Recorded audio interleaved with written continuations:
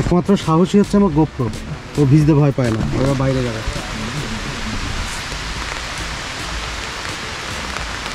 পুরো আমরা একদম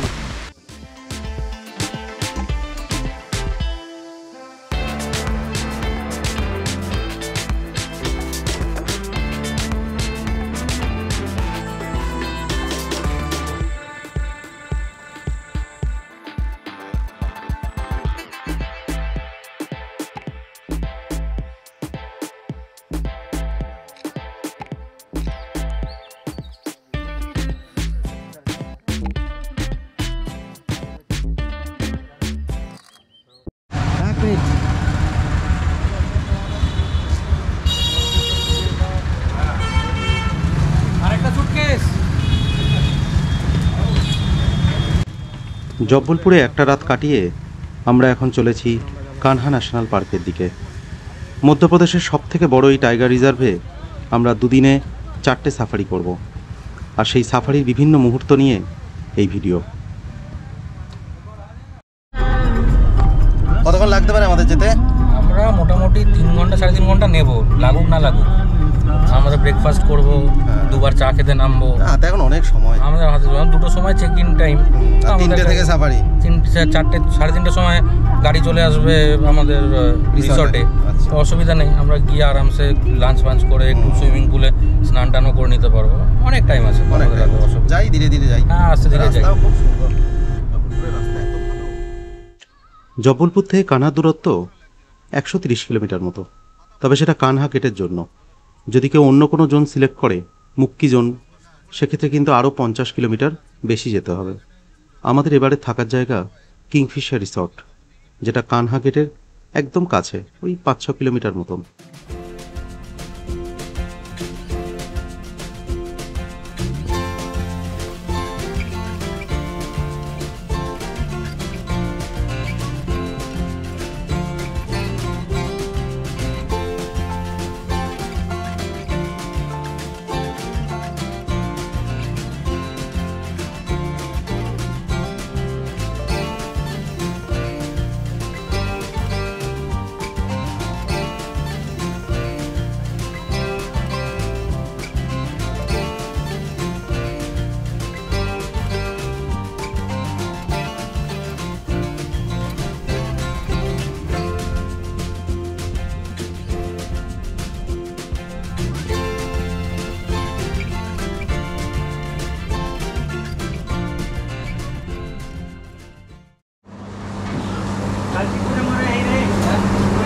ফুচকা দিয়ে ব্রেকফাস্ট, বাহ, খাও খাও।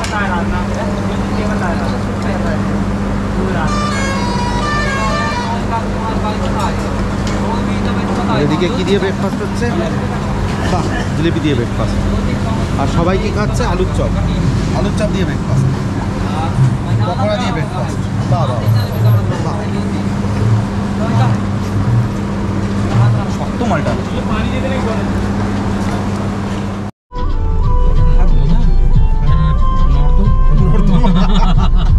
নর্মদা নর্দমা হয়ে গেছে।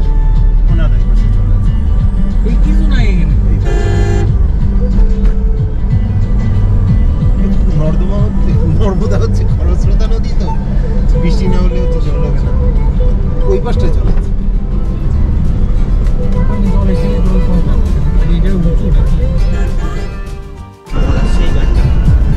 রাস্তা দেখেছো সুকর্ণ? হ্যাঁ, রাস্তাটা সেই লাগছে, কেন সাধারণ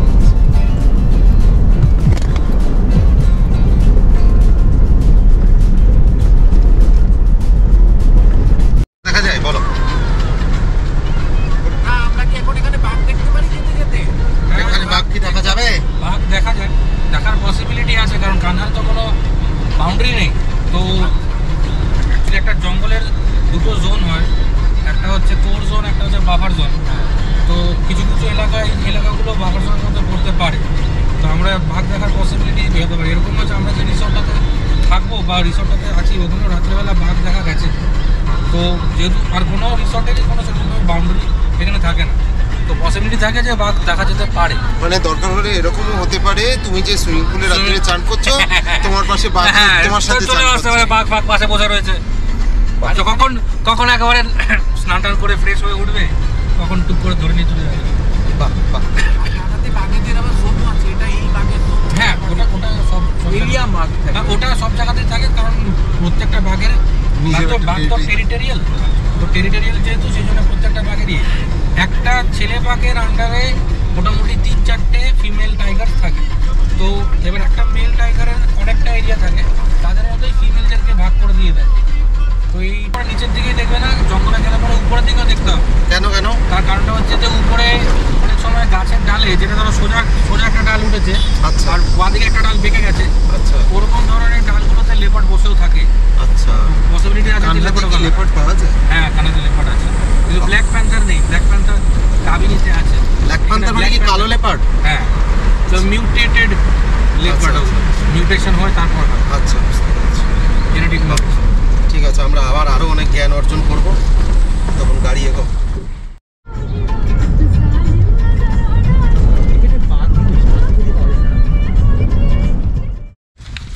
জঙ্গলের মধ্যে এক হোটেল,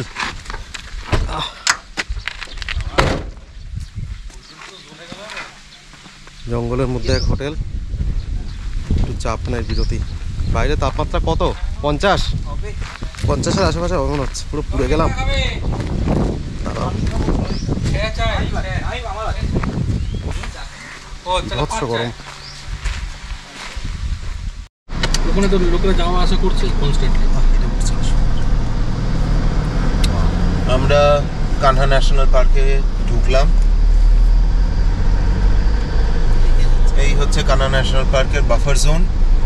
এবার আমরা এখান থেকে প্রায় 20 কিলোমিটার মতন রাস্তা গিয়ে আমরা আমাদের রিসর্টে উঠব। তো রিসর্টে ওঠার পরে ওখানেই কিছুক্ষণ রেস্ট নিয়ে তারপরে আমাদের 3টা থেকে সাফারি শুরু হবে। বাফারি জোনে মোটামুটি বাফার জোনে লোকজন ঘোরাফেরা করে। সাফারি জোনে না, বাফার জোনে ন্যাশনাল হাইওয়েটা জঙ্গলের মাঝখান দিয়ে গেছে। তো আমরা এরকম দেখেছি, আমরা ধরো ইয়েতে ঢুকবো, মানে আসল গেটে ঢুকবো, ওখানে চেকিং করছে, ওদিক দিয়ে বাঘ পার হয়ে যাবে। এটা তো হচ্ছে সেই আমাদের লাটাগুড়ি গরুমারা ন্যাশনাল পার্কের ওখানেও তো সেম একদম।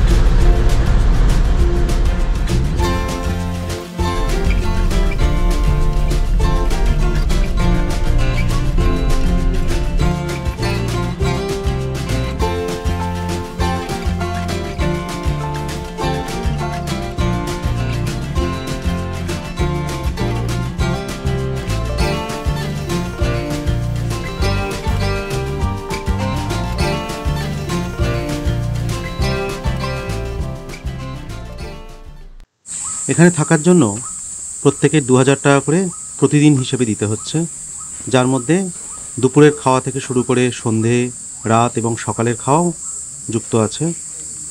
সকালের টিফিনটা এরা প্যাক করে দিয়ে দেয়, যেটা সাফারিতে গিয়ে জঙ্গলের মধ্যে খেয়ে নেওয়া যায়।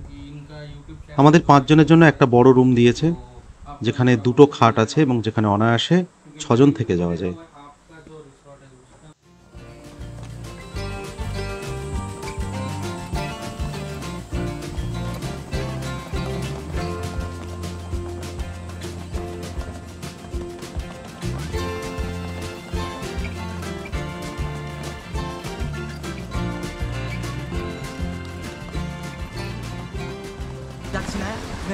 যেতে হবে না। আমার বাঘ দেখে কি হবে? জল দেখে নিয়ে অবশ্যই বাঘ দেখে কি হবে, এখানে বসবে স্নান করবে। এখানে বসে বাঘকে ডেকে নিয়েও আসলে স্নান করবে। একদম আমরা আসার সময় নিয়ে আসি। হ্যাঁ ঠিক আছে, ব্যাগে করে আমার খালি ব্যাগে নেই। একদম ক্যাট ফুড লাগবে?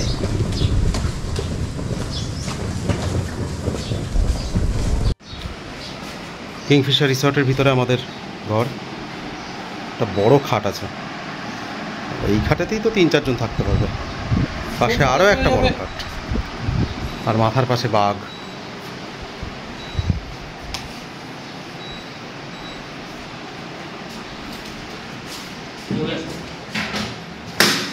पानी देखेंगे।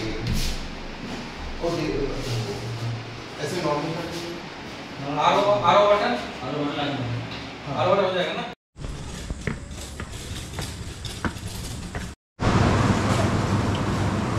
আমরা নান করছি, নানের পরে এখানে রুটির একটা আইটেম ছিল, যেটাতে মিষ্টি। তারপরে আমরা চলে যাচ্ছি স্যালাডে। এখানে স্যালাডে পর পাঁপড়, দু রকমের পাঁপড় আছে। আমরা দেখতে পাচ্ছি চিলি কর্ন সুন্দর, তন্দুরি পরাটা বা বুন্দি রায়তা, বুঁদের রায়তা, বুন্দি রায়তাটা খুব সুন্দর এখন। এটা পনির লবাবদার। আর খেতে এর মধ্যে তার মধ্যে 3 রকম আইটেম আছে। কোফতা উইথ গ্রেভি আছে। হ্যাঁ, কোফতা এটা নবরত্ন দাঁড়িয়ে আছে এখানে। জিরা পোলাও, ডাল তড়কা, আর এটা 60 সব থেকে টাকা। ফেভারিট হচ্ছে এটা কি দিয়ে বানিয়েছে বলো তো? পাউরুটি। আর কাস্টার্ড, এই যে পাউরুটি দেখা যাচ্ছে, পাউরুটি দিয়ে বানানো হয়েছে। কাস্টার্ড আছে, এর মধ্যে তোমার আমন্ড আছে, কিশমিশ আছে, কাজু আছে, গাজর আছে, অনেক কিছু আছে। তো খাওয়া দাওয়ার টেস্টও ভালো। খাওয়া কেমন হলো? ভালো হয়েছে? কেমন লাগছে এটা খেতে?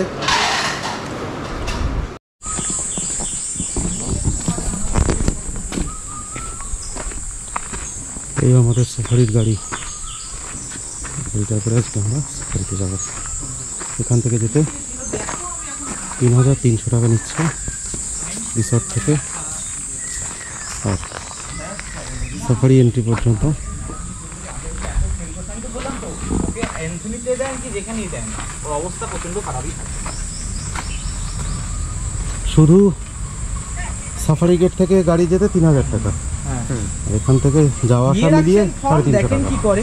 ভালো একদিক থেকে। এখানে সাফারি বুকিংয়ের জন্য বেশ কিছুদিন আগে থেকে অনলাইনে পারমিট নিতে হয়।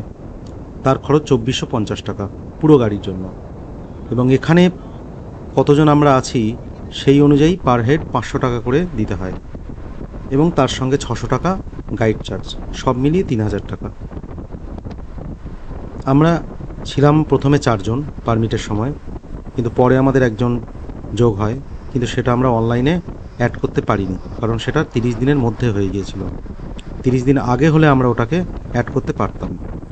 তো সেক্ষেত্রে আমরা কিভাবে তাকে আবার পরে অফলাইনে এসে কাউন্টারে অ্যাড করলাম, এই সব নিয়ে আমার একটা ভিডিও আছে, সেটা আমি উপরে লিঙ্ক দিয়ে দিলাম। সেখানে কিভাবে কানহাতে সাফারি বুক করতে হয় পুরো ডিটেলস দেওয়া আছে। यहाँ बिल्कुल खड़ा कर दिया मैं। हाँ, गाड़ी कहाँ जाना अभी कहाँ है? अभी चलो, अब कौन चल रहा है?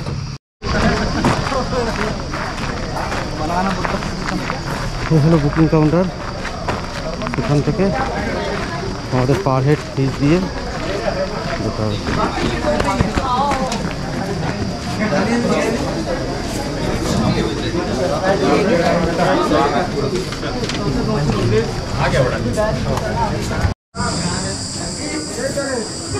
ভেনিউ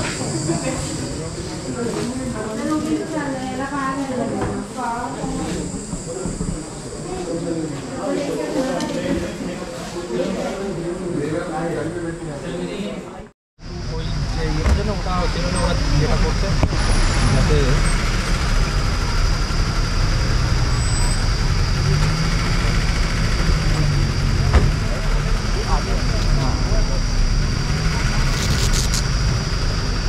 ওই জন্য ওটা বিপুল ঝামেলা। পরিমাণ গাড়ি বিকেলবেলা। ওখানে বড় গাড়িও বুকিং হয়।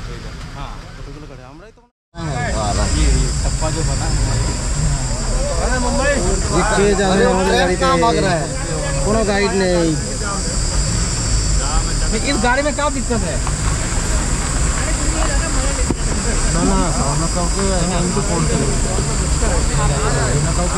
ना गाइड तो आसबे, गाइड आसबे। ये प्रेम कहाँ गए हैं यार? क्या है वहाँ?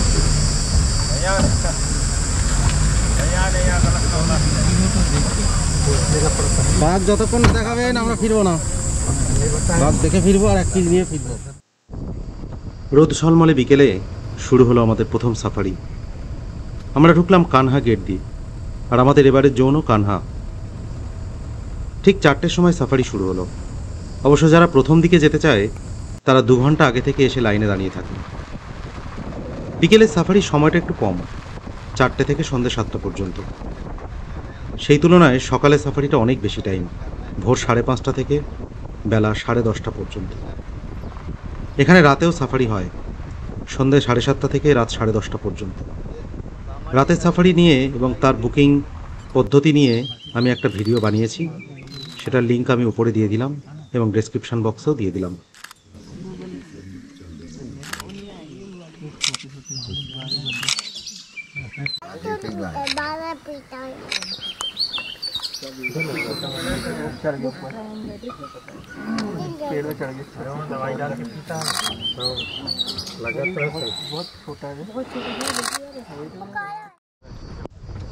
ধীরে ধীরে গাড়ি এগোয় আর আমরা যে পাশে বসে আছি সে পাশে তাকিয়ে থাকি। যখনই কিছু দেখতে পাই গাড়িকে দাঁড় করাই।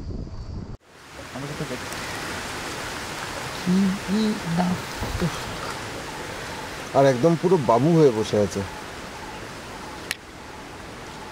और एक जगह हम लोग 10 से 12 मिनट खड़े रह सकते हैं, उसके बाद हटाना पड़ता है गाड़ी 50-100 मीटर।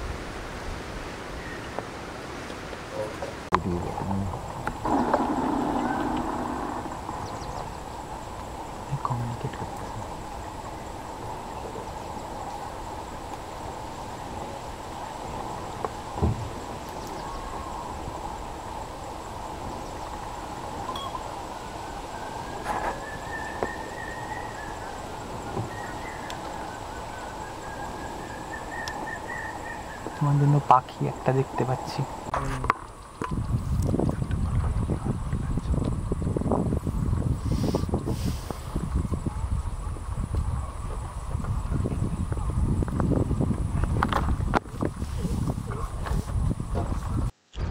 কোথা থেকে উড়ে এলো মেঘের দল।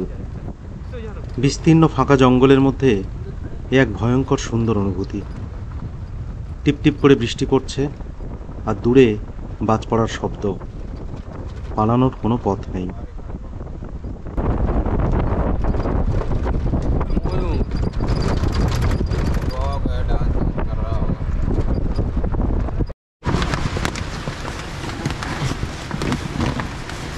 সুকর্ণ ভয় পাচ্ছিল বলে আমাদেরকে ঢেকে নিয়ে রেখেছে। আর চেনা আটকাতে হবে না।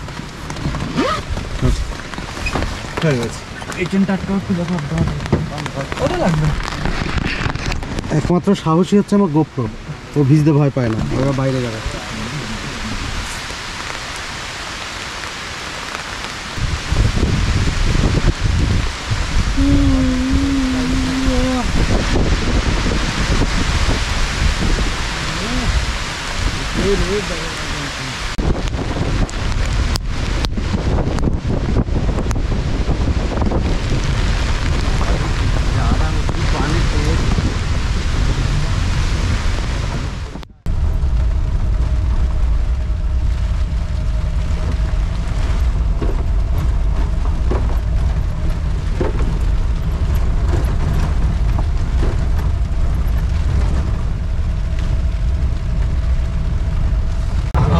জঙ্গলে সাফারি করতে এসে সব কি করছো এখানে? तिरपाल उड़ाई दिल भाई, ত্রিপল উড়াই দিতেছো? बारिश हो रहा है इसीलिए हम लोग थोड़ा मजा ले रहे हैं। थोड़ा थोड़ा हो रहा है, ये बंद हो जाएगा कुछ देर में। अभी बंद हो जाएगा। हाँ, फिर मजा आएगा। फिर বৃষ্টির मजा জন্য आएगा। আজ রাত্রে সাফারি বন্ধ। রাতে আমরা আর সাফারি পাবো না, কাল চেষ্টা করবো রাতের সাফারি করার। মানে এটা 7টায় ঢুকবে, আবার 7:30টায় ফের সাফারি শুরু হবে, রাতের সাফারি। তার টিকিট তো অনলাইনে পাওয়া যায় না, ওখান থেকে নিতে হবে।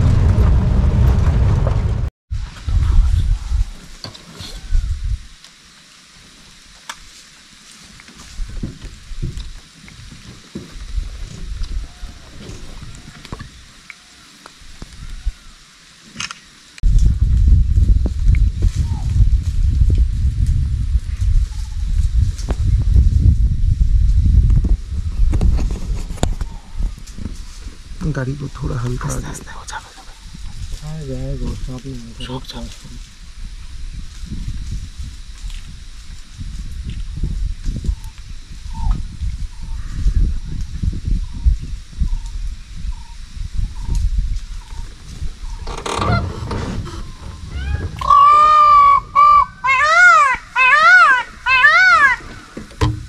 ডাক্তার কি কোন ভিডিওটা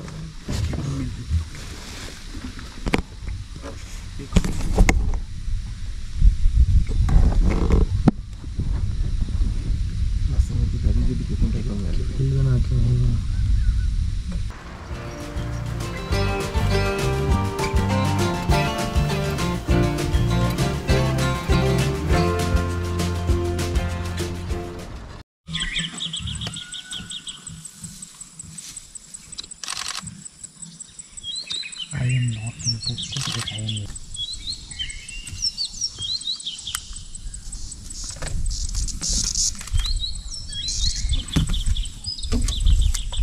পাখি বিদ্যুতের মতো আওয়াজ করে।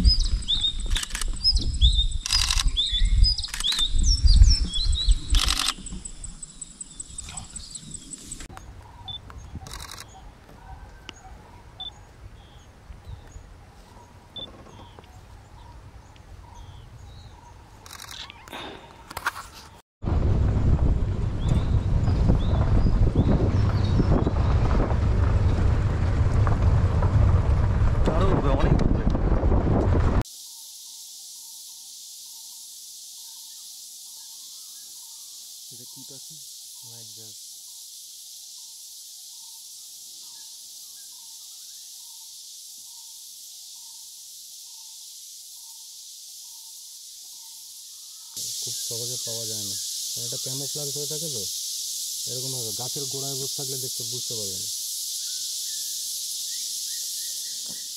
3 साल के लिए ही लेते हैं ना, 3 साल में एडल्ट होता है, उसके बाद ही काउंट की जाती है टाइगर तक। मैंने सुना था 18 महीना। नहीं, अब मैं तो यहाँ काम कर रहा हूँ, देख रहा हूँ। সূর্যাস্তের পর বেশ খানিকটা সময় কেটে গিয়েছে। এখন সন্ধে 7টা, যদিও আকাশ দেখে সেটা বোঝার উপায় নেই।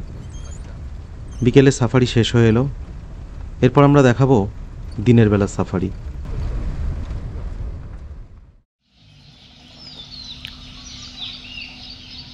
সকালে সাফারির জন্য গাড়ি এসে গিয়েছে।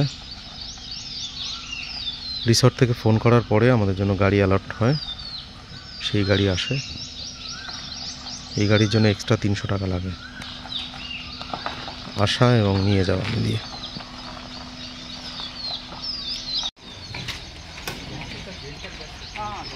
ব্রেকফাস্ট এসে গিয়েছে।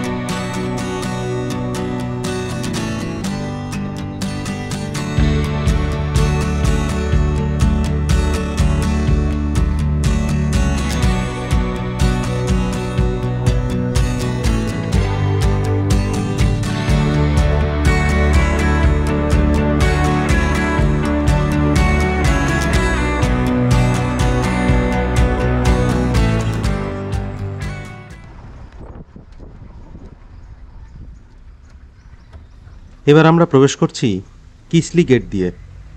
গতকাল আমরা প্রবেশ করেছিলাম কানহা গেট দিয়ে। এছাড়াও রাত্রে আমরা এসেছিলাম খাটিয়া গেটে, যেটা নাইট সাফারির জন্য। তবে নাইট সাফারি শুধুমাত্র বাফার জোনে হয়, আর এখন আমরা যেগুলো করছি এগুলো সব কোর এরিয়াতে।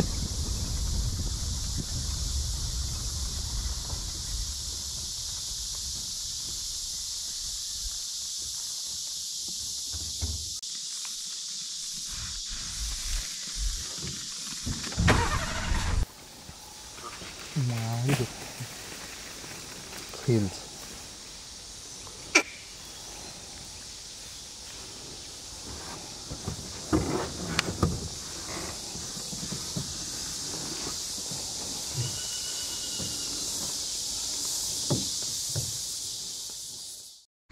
হচ্ছে ব্রেকফাস্ট পয়েন্ট। ওই যে গেটটা দেখা যাচ্ছে, ওটা কাছে গিয়ে দেখা যাচ্ছে, এটা পুরোটা হবে শিং দিয়ে বানানো। কানহার ঠিক মাঝখানে এই যে ক্যান্টিন আছে, এখানে একটা সুন্দর গেট আছে, যা বিভিন্ন হরিণের শিং দিয়ে তৈরি হয়েছে। প্রধানত স্পটেড ডিয়ার এবং বাড়া সিংহ বা সোয়াম্প ডিয়ারের শিং দিয়ে এগুলো তৈরি করা হয়েছে।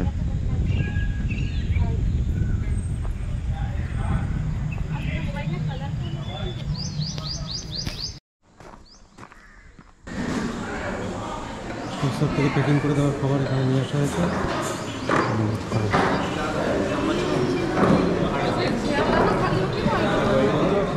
টিফিনে কী কী দিয়েছে?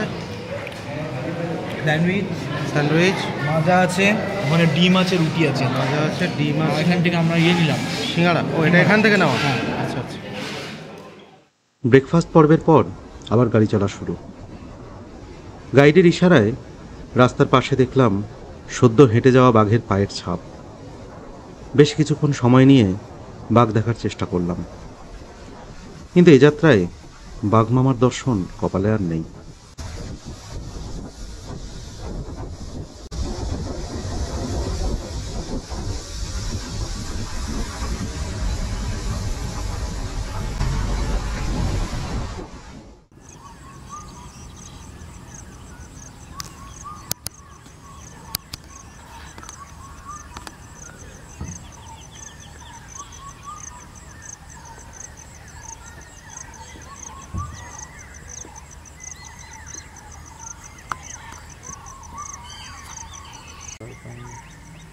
इससे छोटे डियर है उनको घेर के मार देते हैं। हाँ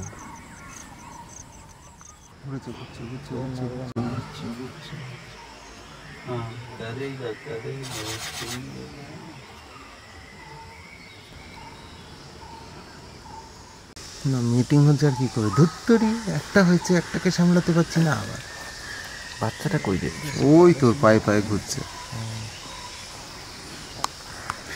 পিহেনটাকে হচ্ছে দেখো, পিহেনের পাশ দিয়ে যাচ্ছে, দেখতে পেয়েছো বাচ্চাটা? পি ফাউল না, পিহেন বি লাইক একটাকে মানুষ করতে रॉन्ग नंबर पे डायल कर दिया। हाँ बच्चा है, शायद किसी और को बुला रही है। हाँ हो सकता है।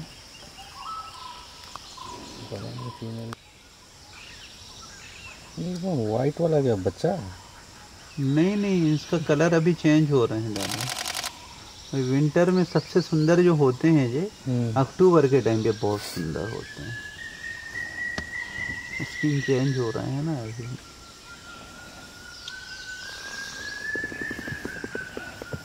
গুলো হচ্ছে হর্নটা পেঁচানো হবে। এই যে এই সামনে একটা ব্ল্যাক বাঘ মনে হচ্ছে, এই যে যেটা এখন অল্প।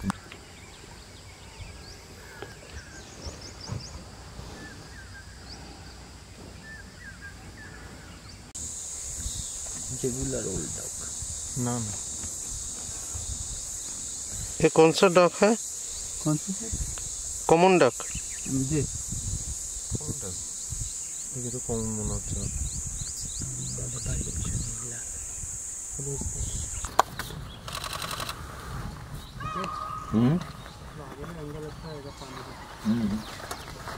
दादा थोड़ा आगे नहीं लेना, थोड़ा आगे लेना। উঠছে উঠছে। বলেন স্যার, কি খবর? এই চলছে, আজকে আমাদের লাস্ট দিন। চেষ্টা চালিয়ে যাচ্ছি আমরা যাতে একটা বাঘের দেখা পাই।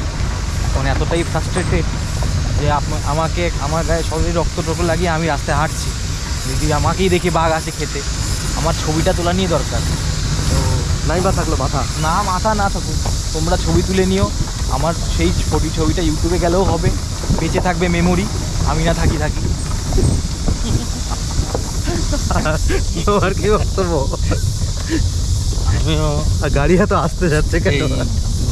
সুকর্ণর মতামতকে সমর্থন জানিয়ে আমার রক্ত একটুখানি কেটে সুকর্ণর গায়ে লাগিয়ে দিতে রাজি আছি, যদি সুকর্ণ একা হাঁটতে চায়। যে তোমার জিম করবে, ছাগল ফাগল বেঁধে। না, আমাদের কালকে পর্যন্ত ধারণা ছিল যে এই জঙ্গলে বাঘ নেই। হ্যাঁ, আমাদের 4টে সাফারির পর এটা 5th সাফারি। ঠিক আছে, এখন কিন্তু তো মনে হচ্ছে যে পায়ের ছাপ যেগুলো দেখা যাচ্ছে ওগুলো মনে হচ্ছে ফরেস্ট ডিপার্টমেন্ট এসে ওগুলোকে রাত্রেবেলা বসিয়ে দিয়ে গেছে। মানে এখন অব্দি তো বাঘের কোনো দেখা পেলাম না। এরকম হয় নাকি? একটা টাইগার রিজার্ভে এসেছি, রিনাউন্ড টাইগার রিজার্ভ, মানে এমন নয় যে মানে এটা ছোটখাটো tiger reserve, renowned Kanha deer reserve. এটা টাইগার রিজার্ভ না ডিয়ার রিজার্ভ না সাম্বার রিজার্ভ, কে জানে? বোঝে বাঘের দর্শন হলো না বটে, তবে জঙ্গলে ঘোরার যে অদ্ভুত ভালো লাগা তা আরও একবার মন ভরিয়ে দিল। লম্বা লম্বা শাল গাছের সারি আর বিভিন্ন ধরনের জন্তু জানোয়ার যা আমাদের চোখে পড়েছে তাও নেহাত কম নয়। বিশেষত বর্ষার যে রূপ জঙ্গলের মধ্যে দেখলাম, মেঘ দেখলাম, সেগুলোও একেবারে ফেলনা নয়।